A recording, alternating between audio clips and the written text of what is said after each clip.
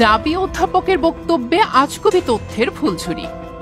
পার্বত্য চট্টগ্রাম অঞ্চলের জুমল্যান্ড এবং এর ভেতরের বিবাদমান পরিস্থিতি নিয়ে একটি সেমিনারে কাণ্ডজ্ঞানহীন এবং আজগুবি তথ্য নির্ভর বক্তব্য দিয়ে নেটিজেনদের তীব্র সমালোচনার মুখে পড়েছেন জাহাঙ্গীরনগর বিশ্ববিদ্যালয়ের প্রত্নতত্ত্ব বিভাগের অধ্যাপক জনাব মাসুদ ইমরান। তিনি তার বক্তব্যে দাবি করেন, পার্বত্য চট্টগ্রাম অঞ্চলে দায়িত্ব পালনকালে সেনাবাহিনীর সদস্যরা তাদের মূল বেতনের কয়েক গুণ বেশি বেতন ভাতা পান, আর এই কারণেই নাকি সেনাবাহিনী পাহাড়ি অঞ্চলে বিবাদমান পরিস্থিতি টিকিয়ে রাখতে চায়। এই ধরনের অসত্য, অজ্ঞতাপূর্ণ এবং দায়িত্ব জ্ঞানহীন বক্তব্য একজন অধ্যাপকের মুখে শুনে বিস্ময় প্রকাশ করেছেন অনেকেই। পার্বত্য চট্টগ্রাম অঞ্চলের মতো একটি দুর্গম অঞ্চলে জীবনের ঝুঁকি নিয়ে সেনাবাহিনীর সদস্যরা দায়িত্ব পালন করেন। বেতনের ৩ গুণ তো দূরের কথা, সর্বোচ্চ ২ থেকে ৩ হাজার টাকা পাহাড়ি ভাতা পেয়ে থাকেন তারা।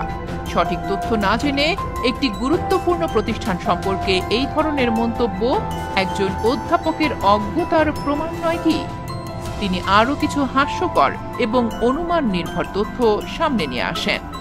তিনি বলেন, সাজেক সহ পার্বত্য চট্টগ্রামের বেশিরভাগ রিসোর্টের মালিক নাকি সেনাবাহিনীর সদস্যরাই, কিন্তু বাস্তবে এর কোনো প্রমাণ খুঁজে পাওয়া যায়নি। তাহলে কোন তথ্যের ভিত্তিতে কিংবা কি উদ্দেশ্যে একজন অধ্যাপক এমন কাণ্ডজ্ঞানহীন বক্তব্য প্রদান করেছেন? তার অসত্য এবং বিভ্রান্তিকর বক্তব্য পার্বত্য অঞ্চলে যদি বিশৃঙ্খল পরিস্থিতি উস্কে দেয়, এর দায়ভার কি তিনি নেবেন, নাকি বিশেষ কোনো গোষ্ঠীর এজেন্ডা বাস্তবায়নে ইচ্ছে করেই তিনি ভুয়া তথ্য ছড়াচ্ছেন?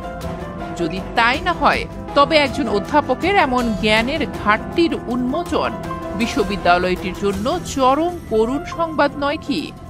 তাই নেটিজেনরা প্রশ্ন ছুঁড়েছেন, তিনি কি বিষয়ভিত্তিক পর্যাপ্ত পড়াশোনা করেন, নাকি শিক্ষার্থীদেরও এমন অনুমান নির্ভর গাল গল্প শুনিয়ে যাচ্ছেন বছরের পর বছর?